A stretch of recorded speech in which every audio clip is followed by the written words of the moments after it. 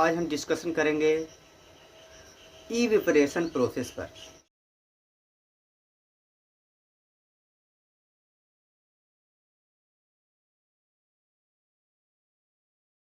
वाष्पीकरण प्रक्रिया पर हम डिस्कशन करेंगे। पिछली वीडियो में जो है आप लोगों ने ये पढ़ा कि मैटर का कन्वर्जन जो है वन फॉर्म टू अनदर कैसे होता है, तो उसमें ये डिस्कशन किया गया।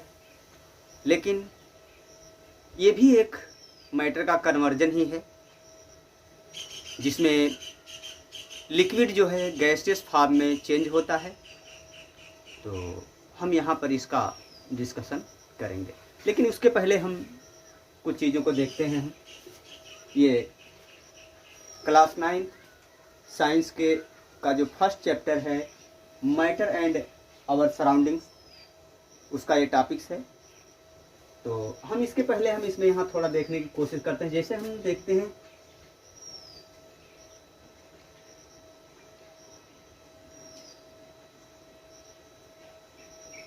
वेपोराइजेशन।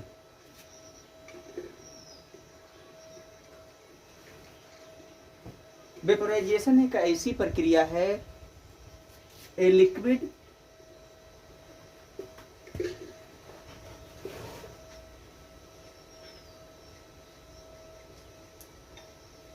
is turned into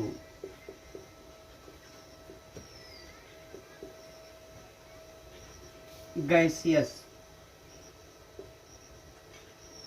ये गैस में चेंज हो जाता है।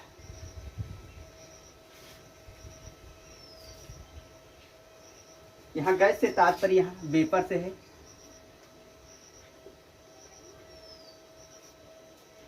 और ये वेपोराइजेशन जो है दो प्रकार का होता है।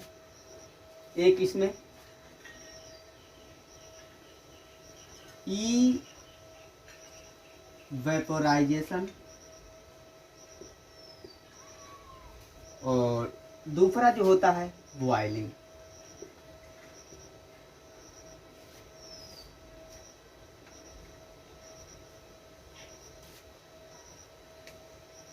ई वेपोराइजेशन एक ऐसी प्रक्रिया होता है जिसमें लिक्विड जो है विदाउट बॉइलिंग पॉइंट पे पहुंचे हुए गैस फॉर्म में चेंज हो जाता है। Process in which liquid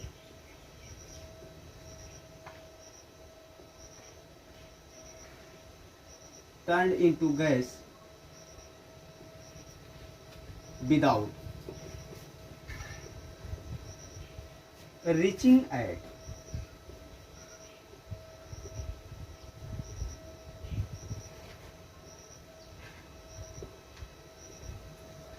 boiling point.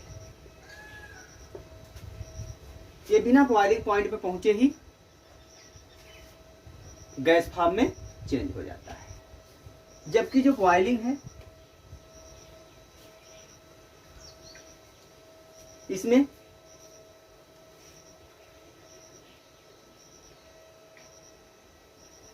a process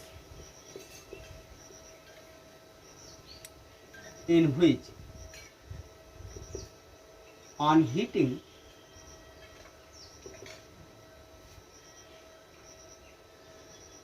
a liquid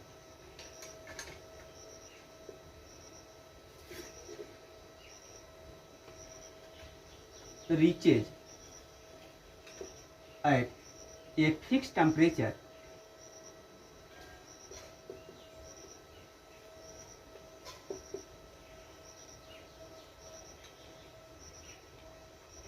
and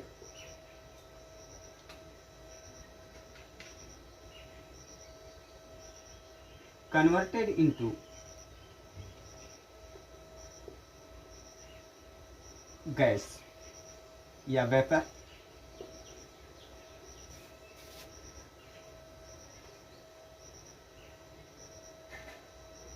vapour में चेंज हो जाता है। एक फिक्स टेम्परेचर, इसको हीट किया जाता है। हीट करने पर ये एक फिक्स टेम्परेचर पे पहुंचता है और उस टेम्परेचर पे पहुंचने के बाद जो है ये जो लिक्विड होता है वो गैस फॉर्म में वेपर में कन्वर्ट होने लगता है।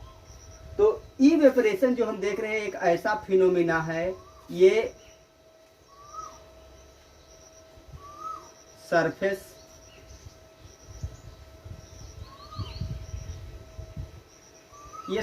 फिनोमिना है, और जबकि हम इसको देखते हैं ये बल्क फिनोमिना है।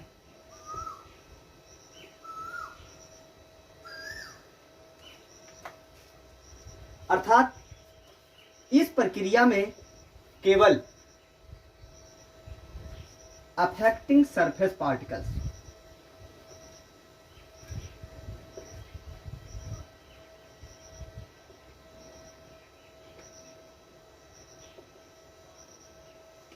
और इस प्रक्रिया में अफेक्टिंग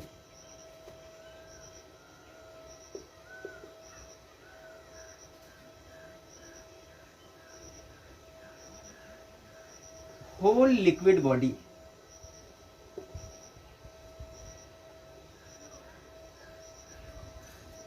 होल लिक्विड बॉडी को ये अफेक्ट करता है। अच्छा, जो इवेपोरेशन है कब हैपन होता है? जब इसका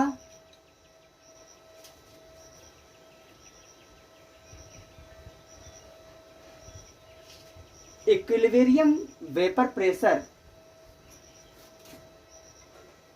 equilibrium vapour pressure less than environmental pressure.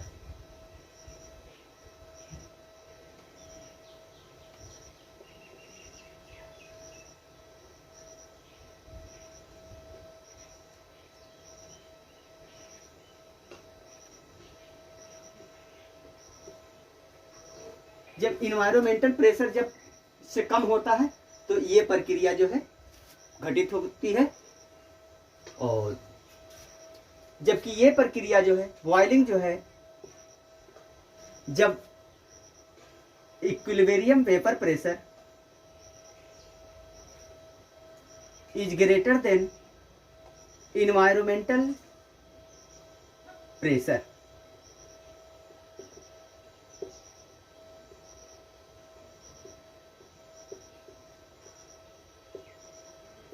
ये प्रक्रिया तब घटित होती है बॉइलिंग की। अच्छा, अब इवेपोराइजेशन में हम देखते हैं इसमें कुछ अन्य बातों को। यहां पे इवेपोराइजेशन जो है हम देखते हैं हैपन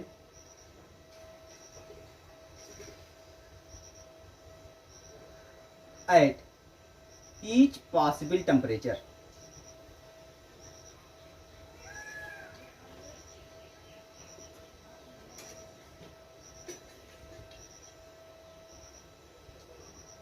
ये प्रत्येक संभव ताप पर यह प्रक्रिया होती है, जबकि यहाँ पे जो बॉइलिंग है वो एक fix occurs at a fix temperature.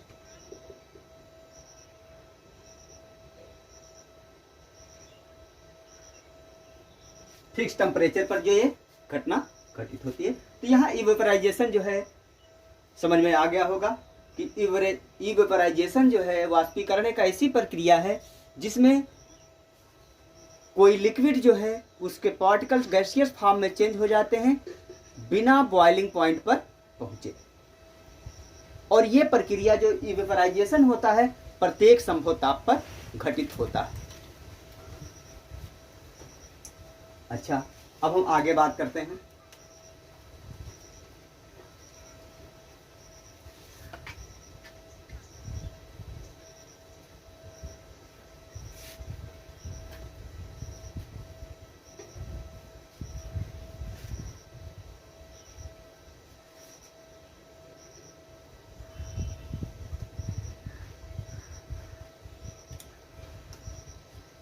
अब यहां पर हम बात करते हैं फैक्टर अफेक्टिंग इवेपोराइजेशन। वो कौन कौन से कारक हैं जो वाष्पीकरण प्रक्रिया को प्रभावित करते हैं, हम उनकी बात करते हैं। तो पहला, नेचर ऑफ लिक्विड। जो लिक्विड है उसकी प्रकृति क्या है, वो किस प्रकार का है, वो पोलर लिक्विड है या नॉन पोलर लिक्विड है, क्या है। Second, surface area of water body. जो वाटर बॉडी है उसका सरफेस एरिया क्या है, ये भी अफेक्ट करता है। नंबर 3, टेम्परेचर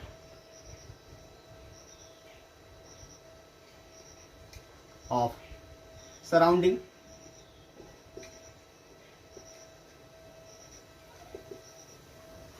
सराउंडिंग का टेम्परेचर क्या है।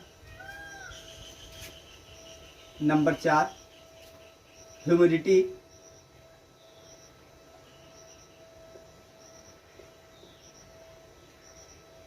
आर्द्रता क्या है वहां वातावरण की।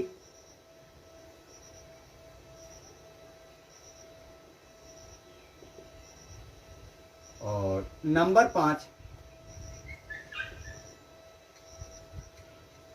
5, विंड स्पीड। हवा की गति क्या है।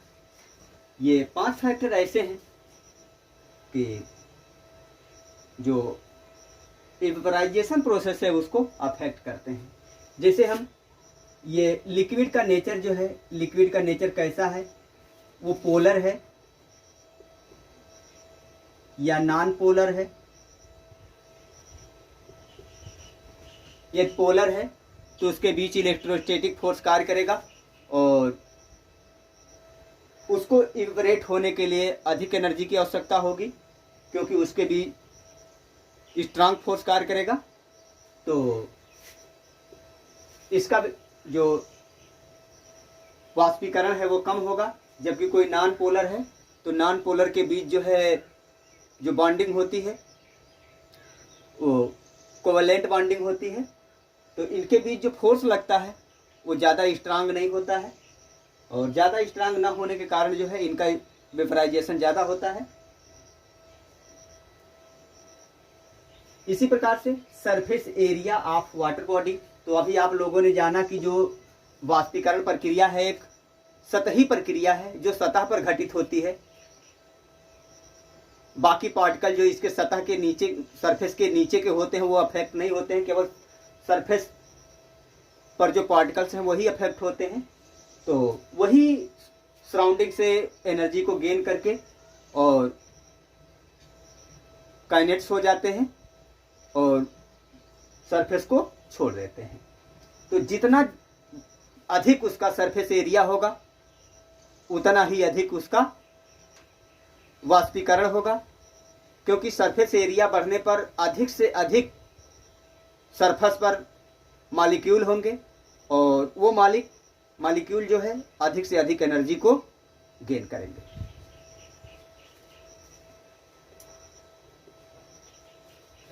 अब हम बात करते हैं टेम्परेचर की। तो टेम्परेचर बढ़ने पर जो वाष्पीकरण है वो बढ़ेगा, क्योंकि जो सरफेस मॉलिक्यूल हैं वो एक्स्ट्रा एनर्जी गेन करेंगे और एक्स्ट्रा एनर्जी गेन करने पर वो और अधिक एनर्जेटिक हो जाएंगे और सरफेस को छोड़ देंगे और वायुमंडल में निकल जाएंगे। तो टेम्परेचर बढ़ने पर जो है वायुमंडल का टेम्परेचर यदि बढ़ता है तो वाष्पीकरण बढ़ेगा। ह्यूमिडिटी, आर्द्रता। यदि वातावरण में नमी ज़्यादा है तो आसपास का जो टेम्परेचर है वो घट जाएगा और टेम्परेचर घट जाएगा तो वाष्पीकरण कम हो जाएगा, क्योंकि जो सरफेस मॉलिक्यूल्स हैं उनकी जो काइनेटिक एनर्जी है वो कम हो जाएगी, घट जाएगी, और वो उनका मोशन जो है वो स्लो हो जाएगा। जबकि जो वातावरण है उसमें नमी कम होने पर, ह्यूमिडिटी कम होने पर उस वायुमंडल का या वातावरण का टेम्परेचर बढ़ता है। टेम्परेचर बढ़ने के कारण जो है जो वाष्पीकरण प्रक्रिया है वो बढ़ जाती है। विंड स्पीड, तो विंड स्पीड जो है हम देखते हैं, जैसे कपड़ा सुखाना हो तो तेज हवा में एक कपड़े हम डाल देते हैं, तो हवा जो है एक प्रकार का जर्क फोर्स प्रोवाइड करती है, और जो लिक्विड पार्टिकल्स होते हैं वो एक जर्क महसूस करते हैं और उससे कपड़े से अलग हो जाते हैं। इसी प्रकार से किसी भी सरफेस पे जिनको कम काइनेटिक एनर्जी मिली, इसी प्रकार वाटर बॉडीज के सरफेस पे जिसकी कम एनर्जी है और वो काइनेट है, अंडर मोशन है, तो उसको यदि हवा का झटका उसको लगता है उसकी सतह पर, तो उसी झटके में जो मॉलिक्यूल होगा लिक्विड का वो ऊपर की ओर उठता हुआ चला जाएगा। इसलिए जो विंड स्पीड है उससे भी ये जो इवेपोरेशन प्रोसेस है वो बढ़ जाता है।